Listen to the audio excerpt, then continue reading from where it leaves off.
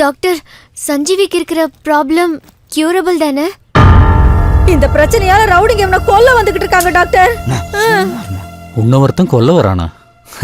நீ யாரு தெரியுமா? உங்க அப்பா பேர் என்ன? சிவசேலன். உங்க தாத்தா பேரு? குலசேகர ஆழ்வார். அவங்க அப்பா பேரு? திருமூர்த்தி நாயனார். திருமூர்த்தி நாயனாரோட அப்பா பேர் என்னமா? தெரியலடா. அதியன் ஓரி.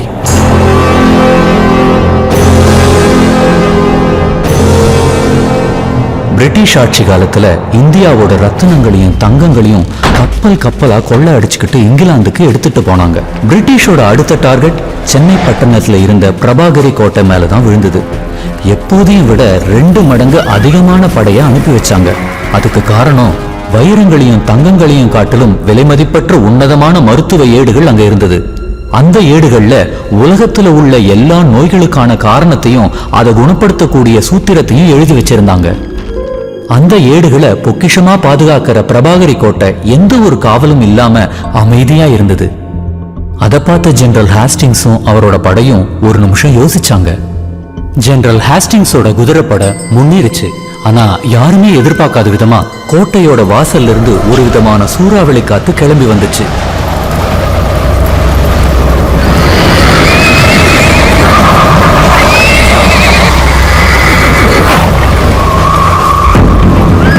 அந்த சூறாவளி காத்தை உருவாக்குனது அதியன் ஓரி, பிரபாகரி கோட்டையோட ஒற்றை காவலன். காத்த சக்தியா மாத்தி அந்த சக்தியை ஆயுதமாக்கி எதிரிகளை விரட்டி அடிச்சாரு அதியன் ஓரி.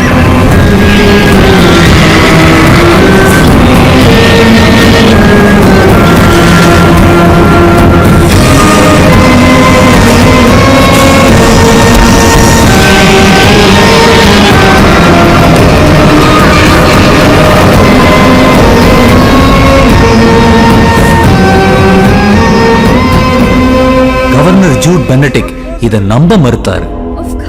நமக்கு தெரிஞ்சதெல்லாம் குங்ஃபூ டாய்ச்சி போன்ற கலைகள் தான். ஆனா நமக்கு தெரியாம இவங்களுக்குள்ள நிறைய பழமையான கலைகள் ஒளிஞ்சுகிட்டு இருக்கு. தற்காப்பு கலைகளே எண்ணற்ற கலைகளை வச்சிருக்காங்க. கொரியன் டைனஸ்டி வார்ல செங்கிஸ்கானுக்கு எதிரா அதியன் ஓரி மாதிரியே காற்று சக்தியை பயன்படுத்தின ஒரு வீரனை வச்சுதான் இவங்க ஜெயிச்சிருக்காங்க. மகாராணி சொல்றது சரிதான். அதியன் ஓரி ஒரு தடவை மூச்சு இழுத்து பிடிச்சான்னா 10 அடி மேல பறப்பான்.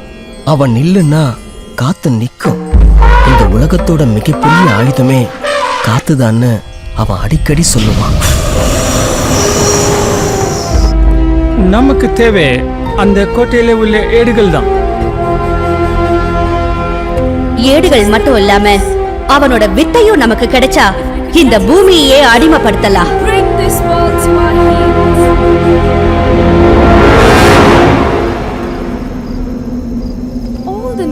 வடக்குல இருக்கிற எல்லா ராஜ்யமும் எங்க பீரங்கிக்கு முன்னாடி மண்டிட்டு இருக்கு. எங்க படைபலத்துக்கு முன்னாடி பதறாம இருக்கியே, எப்படி? யார் நீ?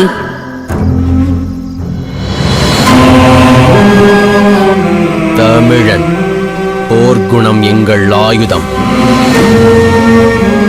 அன்பா கேக்குற உன் வித்தைய எங்களுக்கு கொடுத்துடு.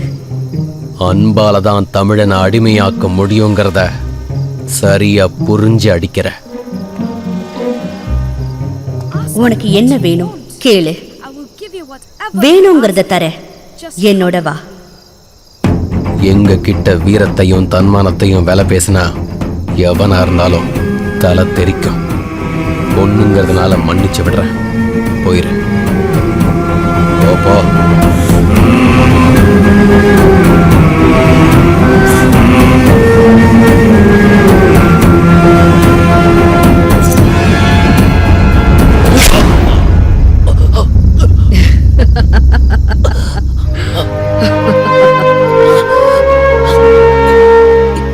எங்களை எதிர்த்து நின்று ஜெயிக்க முடியாதுன்னு தான் முதுகல குத்தனியா? இந்த கோட்டையின் காவல் அழிந்தது. பாய் பாய் தமிழா. இது காத்து யாராலும் அழிக்க முடியாது.